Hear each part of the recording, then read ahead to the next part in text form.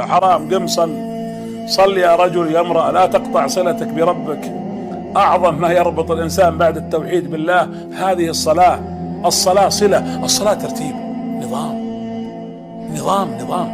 يقول حتى أهل التربية النفسية وغيرهم يقولون لو قلنا أن هناك 1000 وسيلة للنجاح فطريقها الالتزام يعني الانتظام. وحنا الإسلام نظمنا: صلاة فجر، صلاة ظهر، صلاة عصر، صلاة مغرب، صلاة عشاء بأوقات محددة عشان تلتزم وتتعلم الترتيب والتنظيم. هذا ديننا.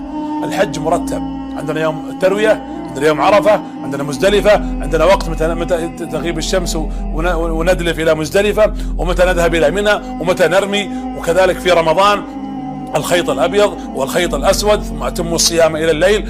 دين مرتب منظم. فهذا الدين يحتاج أنك تعيد نفسك.